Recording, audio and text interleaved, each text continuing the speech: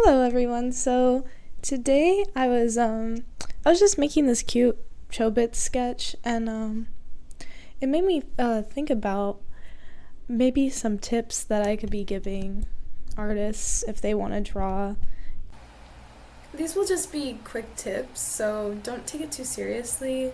Um it's like not exactly a tutorial, but just explaining my thoughts on different things. So let's get in the video. Yay! Now, the first thing I want to go over is when you start drawing, the one of the good things to do is actually get some references at what you want to draw or look at, and to start making little thumbnails of what you want to draw. Of course, in my sketch, I didn't do that. I just drew pretty bland looking drawing, but if I was making a more complex drawing or I wanted it to be more dynamic, I would first look at maybe some references of drawings, and then I would make thumbnails or try to think of a composition on my canvas. And that, honestly, that will always create a pretty solid base to work with.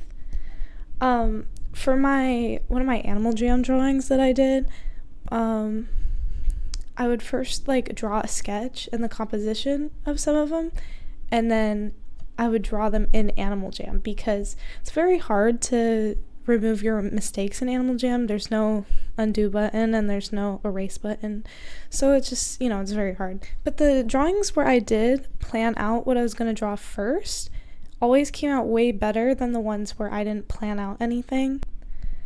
My next tip that I want to talk about is when coloring. This, by the way, everything that I'm saying in this video, you don't have to do it. This is just these can just be quick tips that might help you, and different art styles will have different things and everything. But so when I got into coloring, especially on Animal Jam, I started noticing that they're actually lacking colors in the game. So you have to layer a bunch of colors to finally get the color that you want using the airbrush tool. But what I figured out when I didn't realize you could just use the airbrush tool at first was thinking more about the contrast in the colors rather than the exact colors. So there's some drawings where it'll look green or purple or something, even though it's not, even if the colors aren't right or the shading's not right, but you can still understand what's going on because of the contrast in the colors that there are. By the way, some of these drawings are kind of old, so it's been a couple months now. My next tip would be to, when you are picking colors in a regular art software and you don't want to use black, I'm actually not against using black for drawing. I think there's definitely uses for it. And when you're drawing realism, usually what I like to do is render everything in grayscale with basically gray and black, and shade it that way and then add color to it. But that's with realism. There's a bunch of different approaches that you can do with that. And but for average cartoon art that I like to do, a good useful tip for coloring is just to, when you're coloring, you take the base color, you move the wheel a little bit, and then you make the color a little bit more saturated. And then you'll usually get a good contrast of warm and cool tones. So you can shade with a warmer tone if you used a cool tone for the base, or vice versa, you use a cool tone for warm base. And you can even layer that over and over again, for each mid-tone that there is. So even if you had 5 mid-tones, you can make it pretty layered. There's a bunch of different art styles out there too that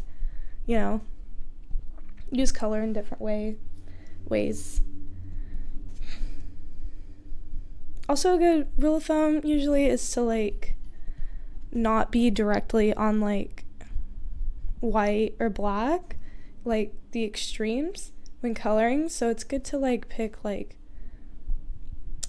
your white would be like a light blue or a light yellow or something. But personally, I always I love like the 2000s anime style, so everything's just kind of like really pale. But if you make a darker background, you can definitely use like darker like whites, quote unquote,